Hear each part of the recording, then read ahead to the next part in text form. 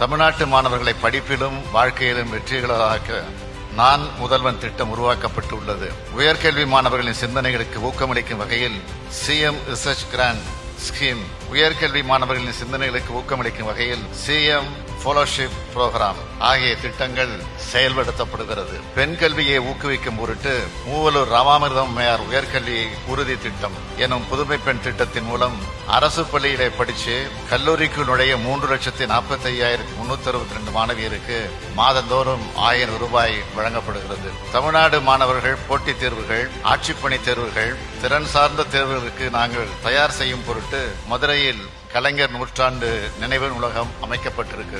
எனது கனவு திட்டமான நான் முதல்வன் திட்டத்தின் மூலம் 2 ஆண்டுகளில் 29 லட்சம் மாணவர்களுக்கும் 32,000 ஆசிரியர்களுக்கும் திறன் மேம்பாட்டு பயிற்சி வழங்கப்பட்டுள்ளது. அரசு பள்ளி மாணவர்களுக்கு 7.5 விழுக்காடு இடஒதுக்கீடு வழங்கி அனைத்து தரப்பு மாணவர்களும் தொழிற்கல்வி கற்க வழிவகை செய்யப்பட்டுள்ளது. 2021 22, 2022 23, 2023 24 ஆகிய 3 கல்வி ஆண்டுகளில் இந்த இடஒதுக்கீட்டின் மூலம் 28,749 மாணவர்கள் பொறியியல், மருத்துவம், வேளாண்மை, சட்டம், மீன்வளம் மற்றும் கால்நடை மருத்துவம் ஆகிய படிப்புகளில் சேர்ந்துள்ளார்கள். இவர்களில் கல்வி கட்டணம், விடுதி கட்டணம், பேருந்து கட்டணம் அனைத்தையும் தமிழ்நாடு அரசு ஏற்றுக்கொண்டு 482 கோடி ரூபாய் செலவிடுகிறது.